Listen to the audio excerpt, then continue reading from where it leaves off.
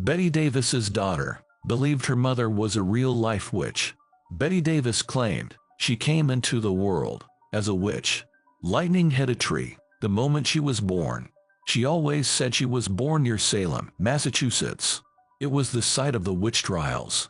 In the 17th century, she insisted she descended from the witch, Mary Bradbury. Bradbury was convicted of certain detestable arts. She turned into talking animals and casted spells on ships.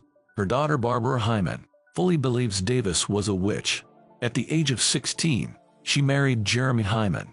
He was 13 years her senior. She says Davis was possessive of her.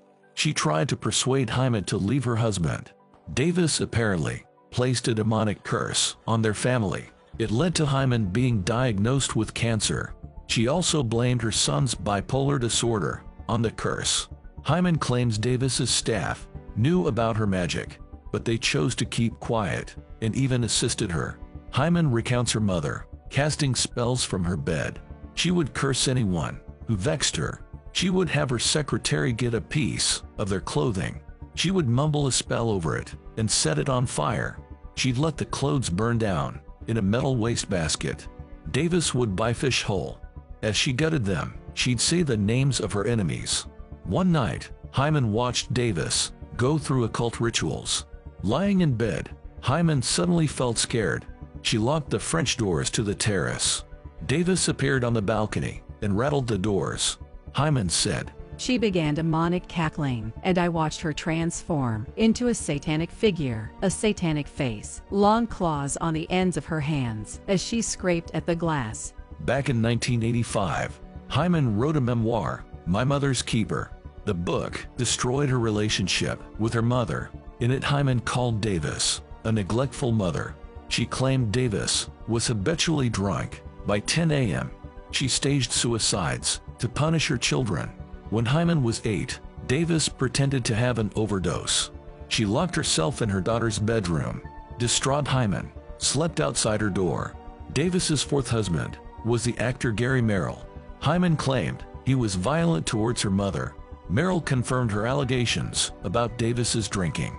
He said she would drink a bottle of whiskey in a night. He also admitted they drank heavily together and fought. However, Hyman's book mentions nothing about witchcraft. Hyman says she didn't understand it at the time. At the age of 36, she converted to Christianity. She now has a Christian ministry.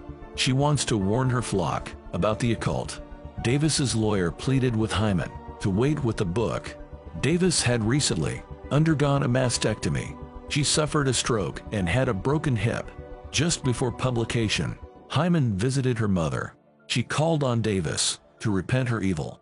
The book broke Davis's heart. She never saw her daughter again.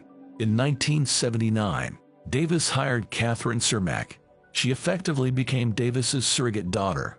Cermak also wrote a book about Davis, Miss D and Me. She described Davis as eccentric and strong-willed, but in Cermak's eyes, she had a heart of gold. Davis disinherited Hyman in favor of Cermak. She died of breast cancer in 1989, with Cermak at her side.